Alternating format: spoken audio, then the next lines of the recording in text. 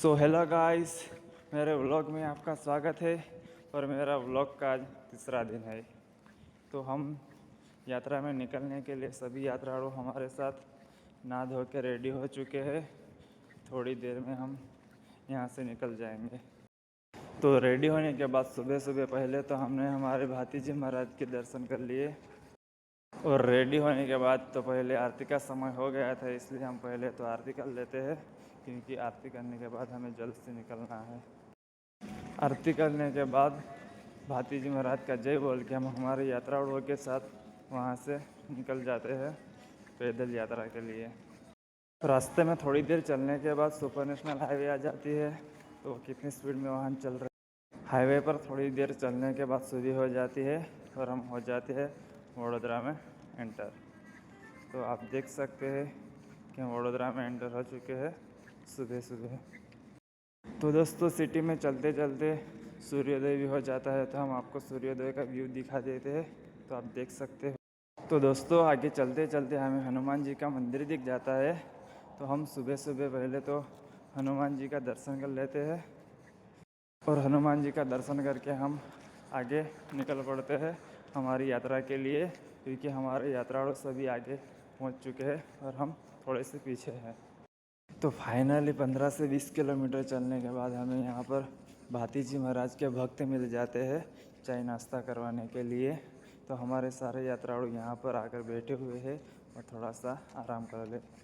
थोड़ी देर आराम करने के बाद हमारे सारे यात्रालु नाश्ता करने के लिए बैठ चुके हैं और ये है हमारे सारे यात्रालु जो नाश्ता कर रहे हैं। चाय नाश्ता करने के बाद भातीजी महाराज का जय बोल के हम यहाँ से निकल जाते हैं। और थोड़ा ही अंतर चलने के बाद भातीजी महाराज का और वक्त मिल जाता है, जो सभी हमारे यात्रालु को चाय नाश्ता करवाता है। और क्या, हम तो चाय के दीवाने हैं, तो 2-3 कप ऐसे ही चस्का लेते हुए हम तो गटक जाते हैं। और हमारे सभी यात्रालु यहाँ पर चाय नाश्ता कर रहे हैं। चाय नाश्ता करने के बाद हम निकल जाते हैं।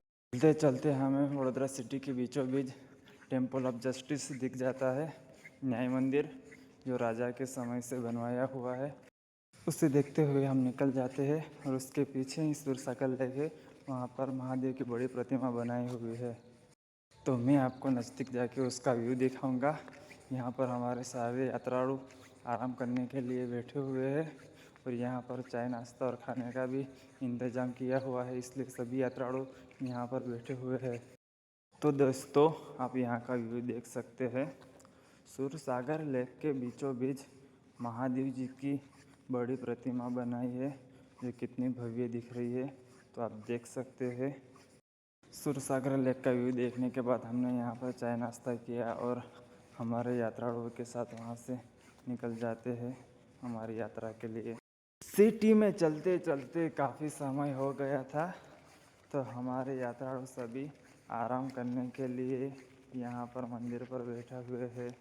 जी महाराज का मंदिर है, पहले तो हम वहाँ पर जाकर दर्शन कर लेते हैं।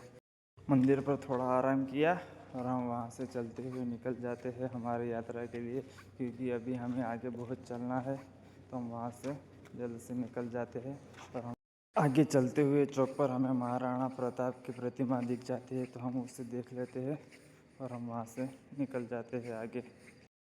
तो फाइनली 35 से 40 किलोमीटर चलने के बाद हम जहाँ पर नाइट गुजारने वाले हैं, रात को रुकने वाले हैं, वहाँ पर हम पहुँच जाते हैं।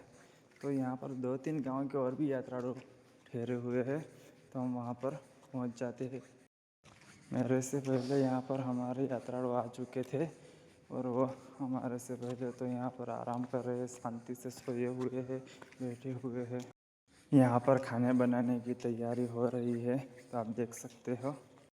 थोड़ी देर के बाद खाना बन जाता है और यहाँ पर सारे यात्रालु खाना खाने के लिए बैठ चुके हैं और हमारे यात्रालु भी यहाँ पर है जो खाना खा रहे हैं बैठकर।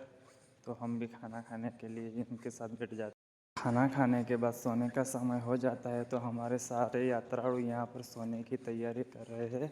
तो दोस्तों, हम मिलते हैं अगले व्लॉग में। तो हमारे व्लॉग में बने रहने के लिए हमारे वीडियो को लाइक कीजिए, चैनल को सब्सक्राइब कीजिए और बेल आइकन दबाना भूलना मत। तो दोस्तों, मिलते हैं अगले व्लॉग में।